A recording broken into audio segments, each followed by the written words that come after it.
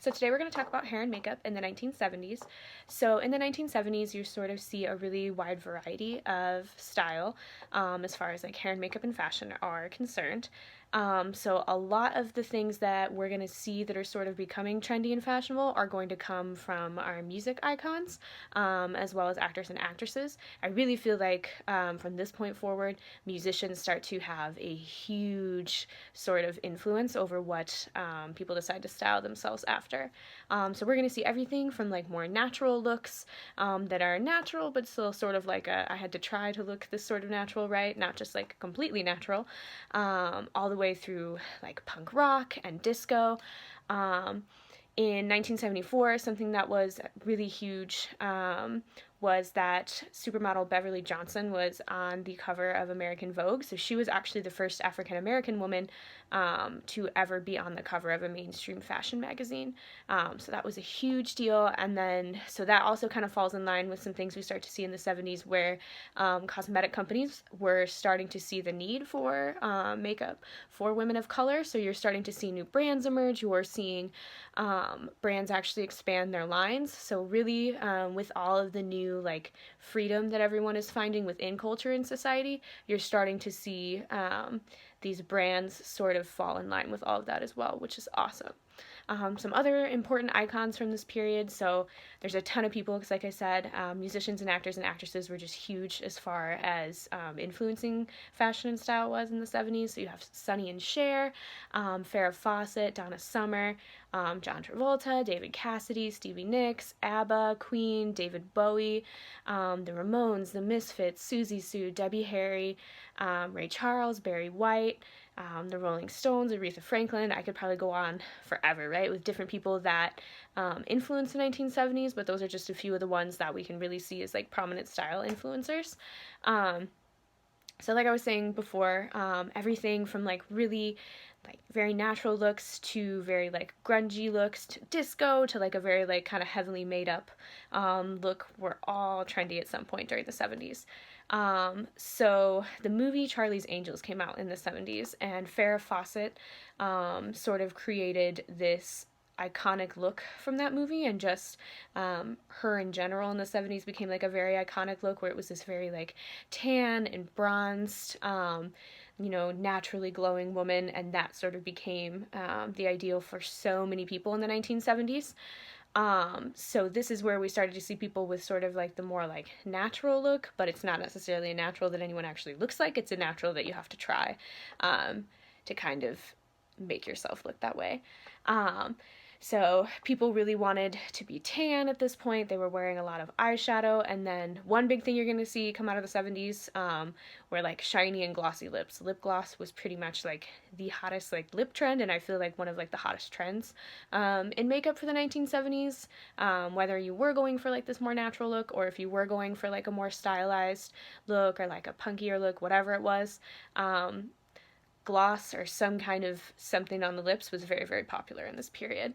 In the early 1970s, we actually saw a little bit of this like tan, like bronze look become popular, but then once we get to the mid 1970s, we sort of have like a more like doll-like appearance that's popular. So it's really interesting that just like within a couple of years, you can go just through so many different phases and so many different extremes. Another thing that was actually popular for a little bit in the early 1970s was trends from the 1920s. So when the movie Great Gatsby came out in the 70s, that actually kind of influenced people, and that made people kind of want to go back to the world of the 1920s as far as their appearance goes.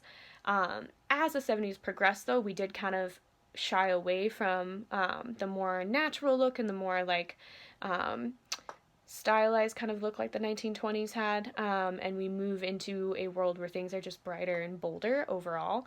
Brands were starting to make brighter and more vivid colors, so you're starting to see just like a wider variety of colors available in like pretty much everything. So there were pretty much like every kind of like nail polish color under the sun, eyeshadows, there were tons of different colors, tons of different finishes, so things weren't just like matte. We had frosted lips, we had frosted eyes, frosted nails, pearlescent, glitter. We saw just about everything in the 1970s. And really through the 70s, I feel like depending on who you were and like what you were doing might kind of like dictate what your makeup was. So you're going to see some people who kept it to like these very like bronzy earth tones, but then you're going to see people that kind of brought in more like metallic hints of like silver and copper and gold when you get more into like the disco era. So you see a little bit of everything, but kind of like one huge trend for the 70s was just, you know, people looked like they were wearing makeup after a while. I feel like once you get to like the mid to late 1970s, nobody was really trying to hide the fact that they were wearing makeup. It wasn't necessarily as excessive as a lot of the things that we're going to see in the 80s, but in the 70s, definitely we were wearing makeup. Makeup was there, and no one was trying to hide that fact. Blush started to come back in again because there were a lot of times for like the past couple of decades where it wasn't necessarily the most popular thing in the world, but it started to kind of become trendy again. Not quite as trendy as it's going to be in the 80s, right? But it's still starting to creep back in there. Like I was saying, like different textures like frosted velvet, iridescent eyeshadows were all popular. I think a lot of us think of like disco makeup and we think of like that kind of like frosted like baby blue eyeshadow. And so kind of along the lines of that look, a lot of times when people were wearing eyeshadow in this period, they would actually just have like one color from like the base of their lid all the way up to their eyebrow. And then sometimes they would have like this lighter highlight color, but sometimes it would just be this one flat color, which is very different from what we saw in the 1960s where they had that really, really harsh contrast in their creases. You're not really getting that as much in the 70s. It's really just like this bold pop of color, and that's about it as far as like the eyes were concerned. So there's all these kind of like traditional 70s looks like that, right? But then there's a few other things happening. So there's also like punk rock is starting to influence style and everything. So as far as like makeup for the people that kind of fell more into this like punk rock sort of lifestyle, pretty much anything goes with this. A lot of times they were painting themselves a lot paler than they were, which is something we still kind of do see in like the punk and goth world today. They were wearing very, very heavy eyeliner and just like heavy makeup in general. Men and women were wearing makeup. It was just sort of like a rebellion against everybody that was stuck like being conservative and in the workforce. So they just kind of styled themselves completely differently, and makeup was definitely like an important aspect of that. Debbie Harry and like Susie Sue were both people that were just huge influences for the punk trend that kind of started in the 70s and really sort of picked up after that point. Overall, the 1970s, like I was saying, it's a little bit of everything as far as makeup was concerned. And I think another important aspect to talk about as far as makeup was concerned in the 70s is David Bowie.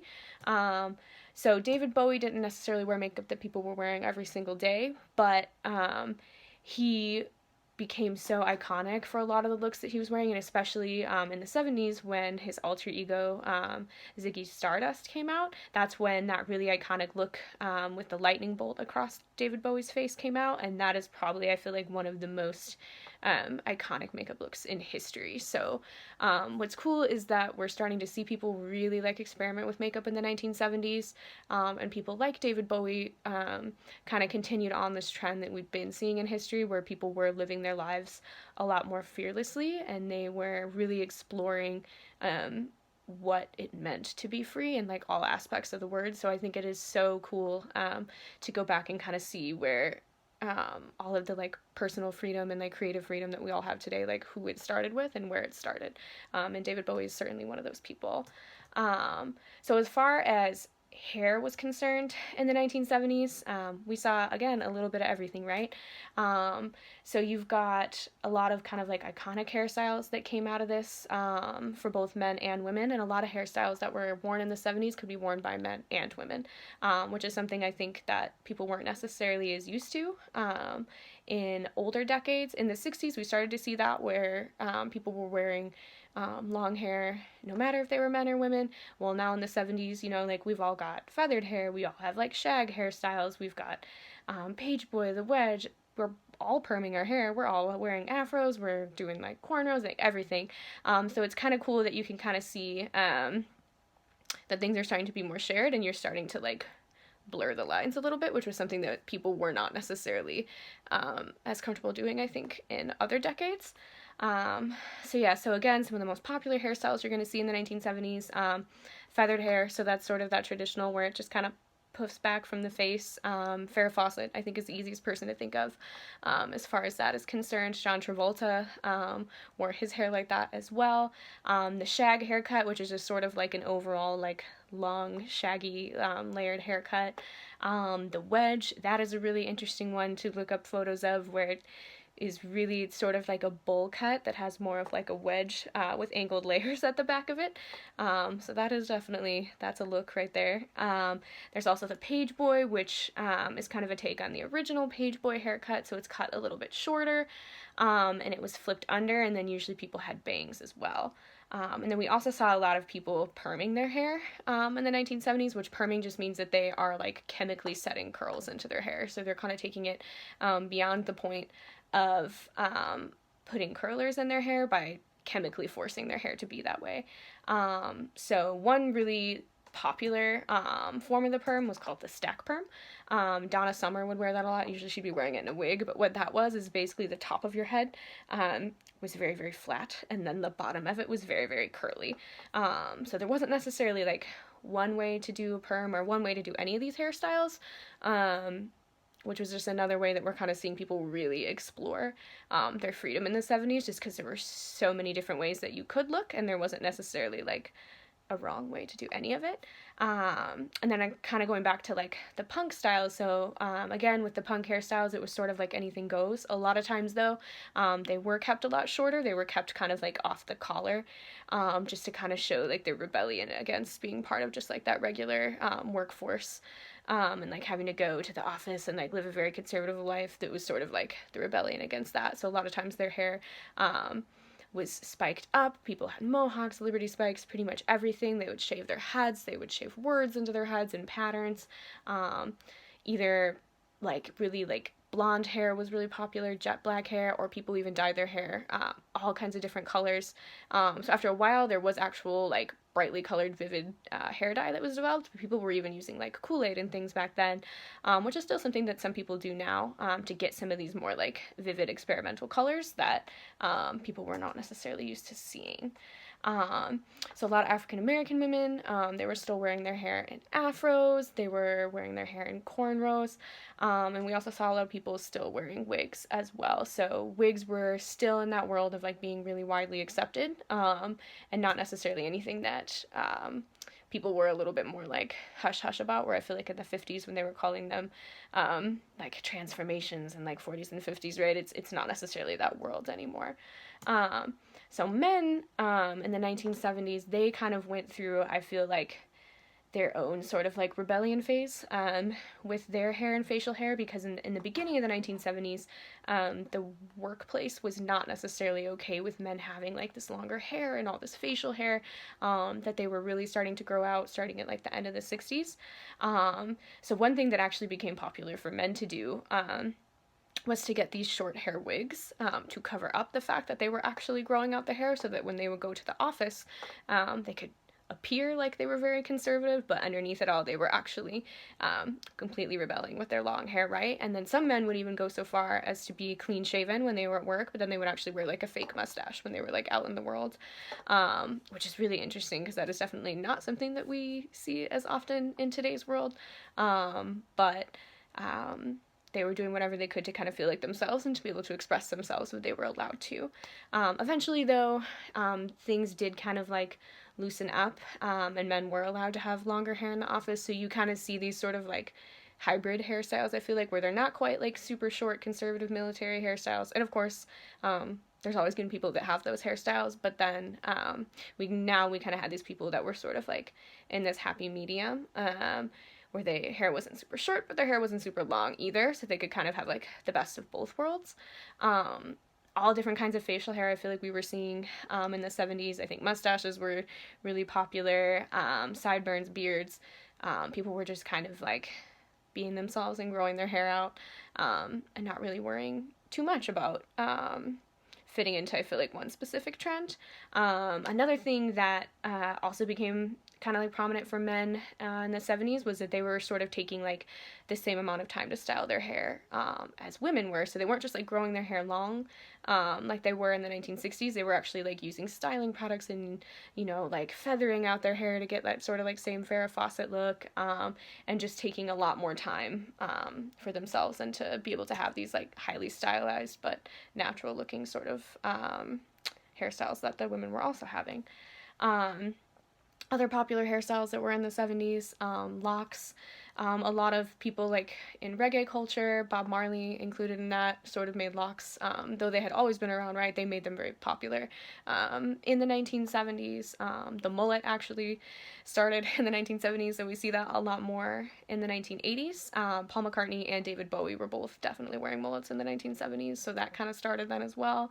And then we also see this sort of like surfer like boy kind of a look come about in the 70s too. A lot of like the younger like teen boys were sort of idolizing this very like sun-kissed blonde messy hair look, which is something that we definitely still see in today's world. So pretty much, so to wrap up, with the 1970s is that as the decade went on, it was almost like an anything goes sort of a style and sort of a world. You'd have your really, really conservative people, but eventually some people were finally able to like break away from that really conservative world, and they were able to look exactly pretty much like how they wanted, right? So we start to just really see such a wide variety of different people and of different styles, and then you also start to see with this like wide variety that's developing, it's becoming more accepted, right? Because you've always had people that are going to be rebelling against the mainstream, but they weren't always as accepted.